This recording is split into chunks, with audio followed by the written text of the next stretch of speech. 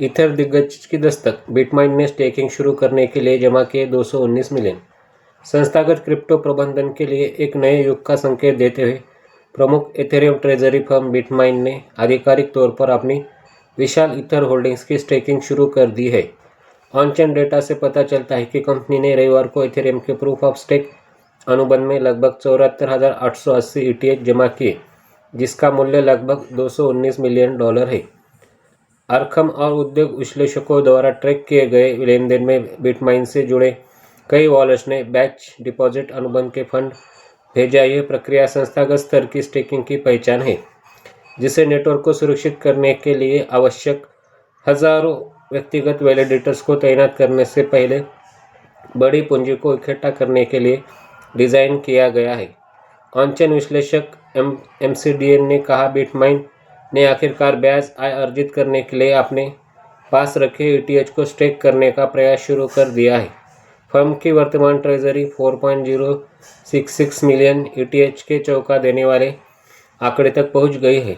हालांकि ये शुरुआती $219 मिलियन का जमा उनकी कुल हिस्सेदारी का केवल एक छोटा हिस्सा है, लेकिन पूर्ण तैनाती के वित्तीय प्रभाव बहुत बड़े हैं। 3.12% की अनुमानित वार्षिक ब्याज दर APY पर बिटमाइन अंततः प्रति वर्ष 126,800 ईटीएच ब्याज के रूप में जमा कर सकता है, जो आज की कीमतों पर लगभग $371 मिलियन के बराबर है। यह उपलब्धि बिटमाइन की made in America validator network launch करने की रणनीतिक योजना का हिस्सा है। हालांकि बड़े पैमाने पर रोल आउट मूल्य से 2026 के लिए अनुमानित था, लेकिन संस्थागत प्रदाताओं के माध्यम से इन पायलट डिपॉजिट से पता चलता है कि कंपनी पूंजी दक्षता को अधिकतम करने के लिए अपनी सारी समय सीमा को तेज कर रही है। व्यापक बाजार इस पर करीब से नज़र रख रहा है। दूसरे सबसे बड़े सार्वजनिक ईटीएच धारक शार्पलिंक गेमिंग के सह CEO जोसेफ जालोम ने 2026 तक इथेरियम की टोटल वैल्यू लॉक्ड में 10 गुना उछाल की भविष्यवाणी की है।